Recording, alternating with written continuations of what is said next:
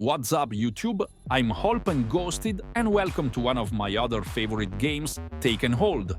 Take and Hold is a team versus team, King of the Hill cooperation-based game, similar to Team Fortress 2. It's an extremely simple game that's quite new, but very fun. So without any more chit-chatter boxing, let's get into cool map G's, clubhouses, Take and Hold.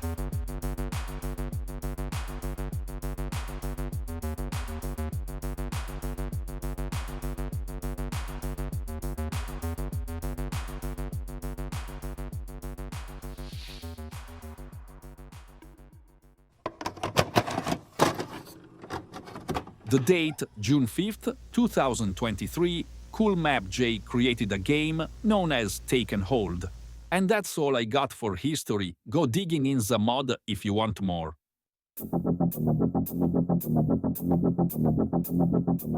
Currently in the game, there are 10 purchasable classes and 1 to 3 playable hero classes. Each class does its own unique skill and can either be quite enjoyable if you know what you are doing, or a torturous hellscape due to balancing issues. Overall, they are integral to the game and its playability. The most common and first of the classes is Infantry. Infantry is the baseline of playable classes, with its 125 horsepower and 25 shield that sets the precedent for the other classes. Its weapons usually deal around 5 to 15 damage on body shots and 20 to 30 on headshots. All of its weapons are automatic and include the AKS-74U, M4A1, ASVAL, G36C and maybe more. These weapons, like for most classes, vary in firing speed and damage, but overall help to balance the class a smidge.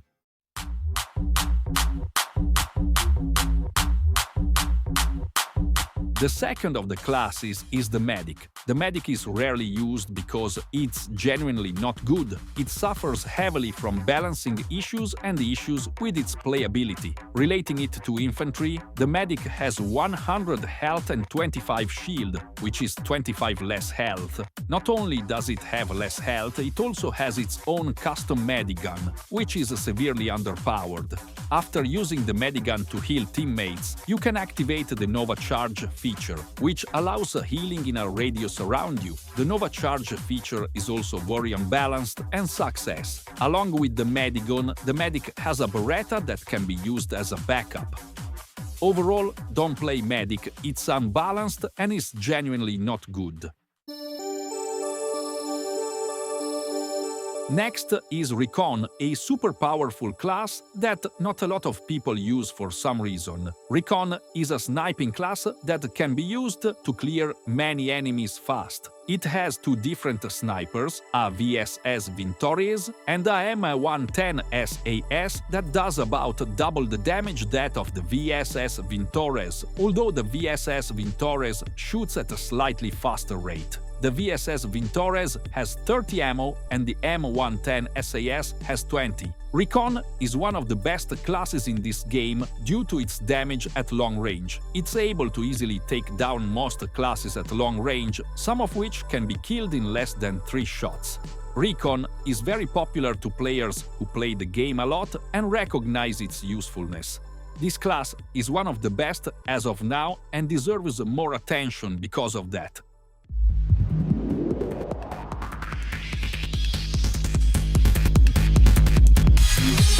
Then there's the Booster class. Boosters are a weaker class that are used best when attacking targets like medics, cloakers and recons. They have 3 weapons that they can use to defeat their foes: the Uzi, Steyr TMP and MP5K. These weapons are equal in fire rate and about equal in damage. Boosters are called boosters due to the fact that they can boost to jump very far with extreme speed. This boost feature allows them to maneuver battlefields very easily without fail. In terms of health, it has 100 HP as well as 15 shield points. Overall, Booster is one of the more balanced classes, but like every class has a 10-second respawn wait time, which limits its abilities severely. Next is the Enforcer class. Enforcers are the riot police of this game, shielding most bullets from hitting them. It has a UMP-45 or MP7 as a primary, and a Glock 17 as a secondary. The Glock is a good backup, but you won't be using it too much if you know what you're doing. The primary weapons are similar to the booster's weapons, which deal little damage. The way that they are different from the booster's weapons is via the 30 or 40 round magazines. Enforcers don't just have guns though, they also have a shield, which is very good for pushing due to its 600 health points. Overall, Enforcer is a good class, but not quite as great as others. Next is a good friend from Payday, the Cloaker. Cloakers are essentially a cloaker from Payday 2, but somewhat bad. Cloakers have a silenced M1911 along with its main ability Cloak. Cloak turns you invisible when the dropkick is ready. When dropkick is used, you slowly accelerate to a deadly speed. This speed doesn't last forever and eventually will run out or until the dropkick is used a second time. When the dropkick is used a second time, it tackles the enemy. If the tackle kills the enemy, the dropkick is completely restored and invisibility is reactivated. Cloakers are good for taking out singular, weak enemies like what the boosters do. Overall, a very powerful but weak class if used improperly.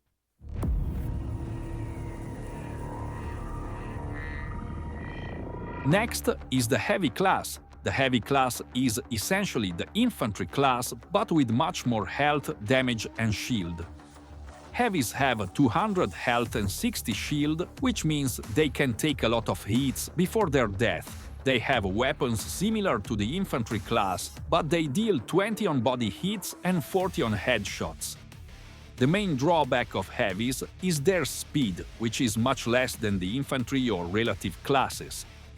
Heavies are good for mowing down 3 people at a time or taking out the people on the flag. Overall, Heavy class is a good one, but again, it's not the best of them.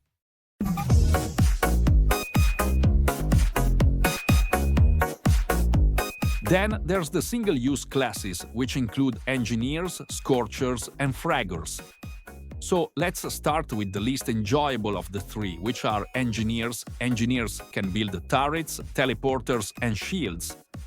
Engineers have a weak pistol to go along with them that they will rarely use. Engineers usually are used at least once per battle despite their lack of power sometimes. Overall, I think this class is highly overrated and overly used. After Engineers, there's the Scorcher class. Scorchers like to burn things alive, but they have a weak tank that usually prevents them from living for too long.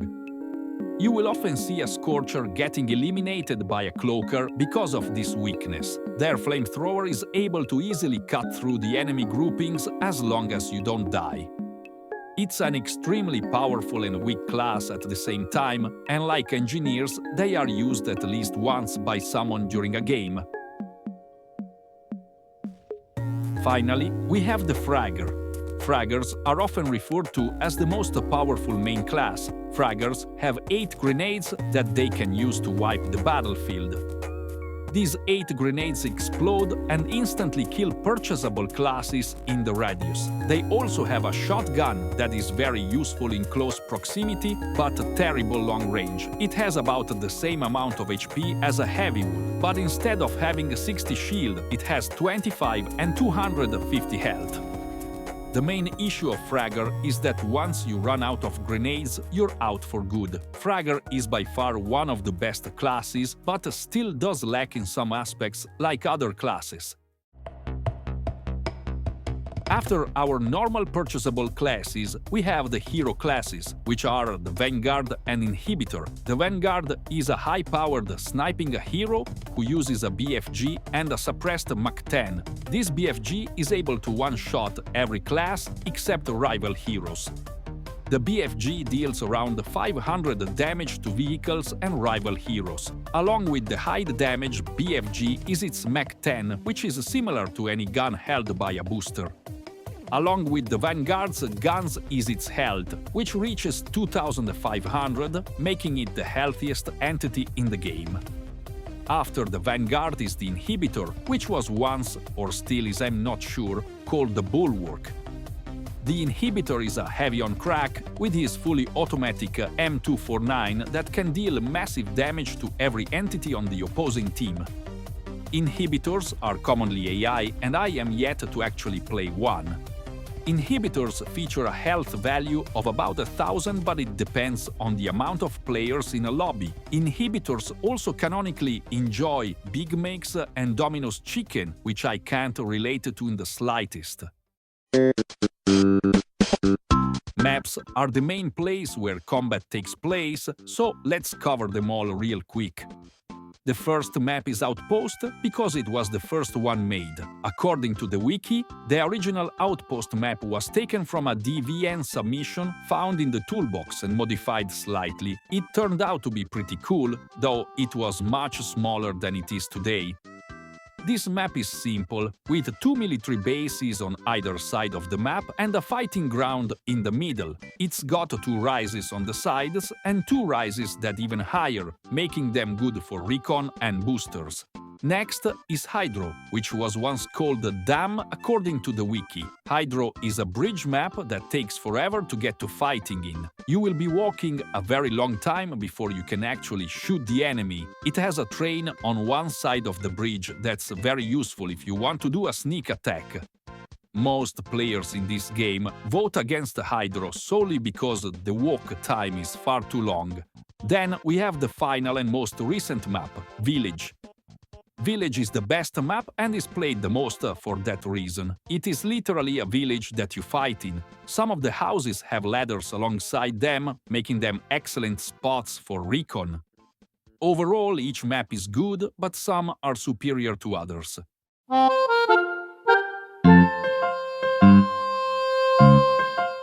There are 3 vehicles in the game which are very useful if used properly. The first of which is the Carrier Jeep, which is available on every map and is generally only used on Outpost, since Outpost only has that vehicle available. Then there's the Assault Jeep.